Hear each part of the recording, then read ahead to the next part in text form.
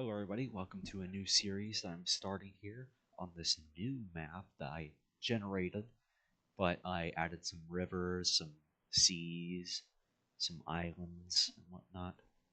This island here I added for some reason, I don't know, might be important later.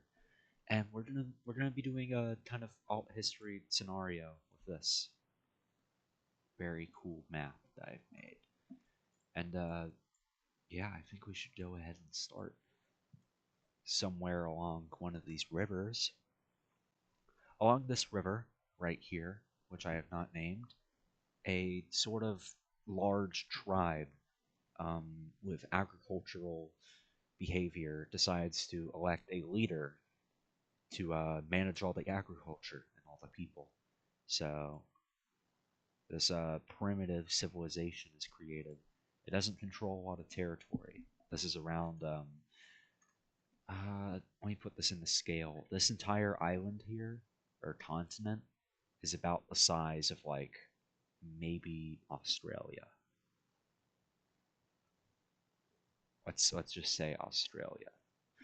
So this little civilization begins here, and the population's growing rapidly because it's very developed and they can do lots. Well, developed for the time. Civilization's not really a thing before. This is very primitive civilization. So this nice little blob has been added to the map. Jump forward a few years, and they have successfully crossed the river with some primitive raft technology. They've also moved up here along the river delta and around this kind of sea here. This is a miniature sea, kind of like this sea right here. That's a sea, I think. Maybe a bay. Who knows? So the civilization's growing quite large, but also the people across the river are kind of like, hey, who's gonna stop us if we just. A few years have passed, and this blue country down here has completely established itself independent from the red country, which is good for them. The population of these two combined is roughly like, what's a not crazy number? Maybe like 200,000? Who knows? You can kind of make up your own things. Anyways, this red country starts moving inland a little bit. Not too successful in that endeavor. And the blue country does basically the same thing with their newfound independence. Which the leader of the red country, who's probably dead, the first leader, he's definitely dead. It's been a few hundred years because civilization, it's growing very slowly. But there's these two little splotches on the map now. And some more people, they decide to go downstream and form their own nation. So this new nation downstream has been created, and I think I'm going to try something new with this series, where I'm going to name the countries. So all these early civilizations have been given names. I'm using a fantasy name generator to generate these, by the way. The countries are named after their capital city, by the way. That's just kind of how it works. So let's cut a few years later and see what's going on. So a few maybe decades later, these civilizations up here have grown a little bit. Notably, the blue have built a big old colony territory up here, and the green have expanded drastically. The red haven't done too much, but we'll see. I don't need to refer to them by their color, just their name. Zoflize, Ukraitan, and Zopla. I'll try to remember that. So, Zoflize is going to do what they do and expand around here. I resized the map, by the way. That's why the edges are kind of pixelated still. So, Zoflize,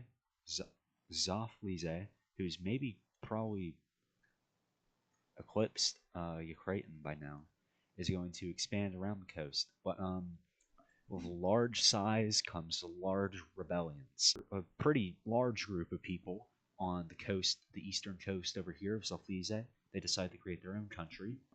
This new country is located right here, and its capital, or its entire name, is Yeswar.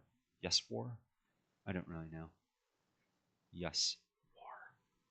And war is what's going to happen because the blue country, they've grown very large, but their head has also grown larger.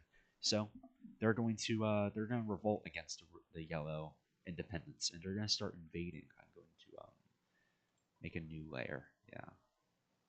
So they're going to start invading Yaswar, which is not good for them. Not very good for them. So Zoflize is immediately invading Yaswar after that little thing where they declared independence. Not cool.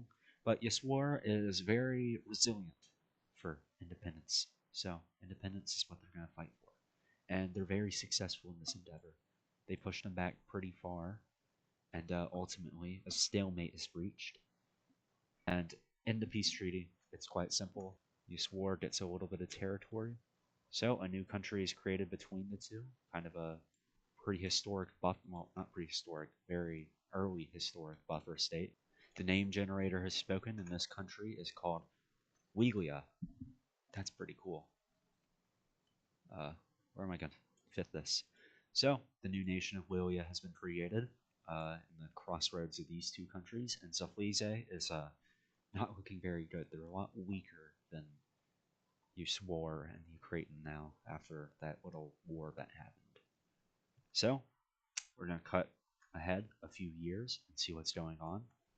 A few decades later, world news, Loyola and Usor have grown a little bit peacefully. Xopla has crossed the river for the first time, and they've established some colonies here. This is directly under the control of Xopla, but Zaflize really wants it, so it's kind of a debated territory, disputed territory. Yes. So we'll see what happens with that later. Anyways, the Cretans going on for a war right now. Not very good for them. So they're going to invade in the west, but purple, the purple side, the northern Ukrainians, they're going to immediately take the capital with the support that they have. These guys are going to continue invading through and around. Maybe some early encirclements happening. However, these guys are going to push right through and connect to the other end of the country. And that's not very good for this red side up here. However, while they're distracted, a little battle is going to ensue in the capital. It's not quite won or decided. However, these guys are going to completely destroy the people up north, much to their shock, which is very diminishing for the war effort of the South, the original government. I'm not exactly sure about the lore of this little civil war, but it's happened because the country's quite big. Anyways, the purple are pushing down, and they finally taken the capital again, and it's not looking good for the Southerners.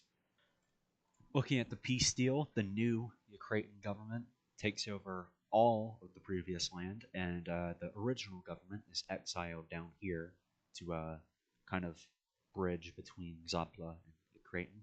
And this country is called Snuzo. Snuzo? I didn't make these names. It's a questionable.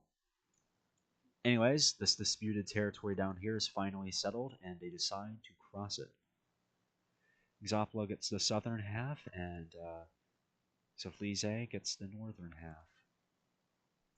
And also, Zaflize is moving up into here. Anyways, I think now is a good point to leave off this video. We've seen a lot of countries created, a lot of early countries created. Tell me what you think of these new this new city name system. I'm using a fantasy name generator to make them all. So if you have any lore suggestions or general ideas, just leave them in the comments. I read them all. It's okay. Anyways, see y'all later.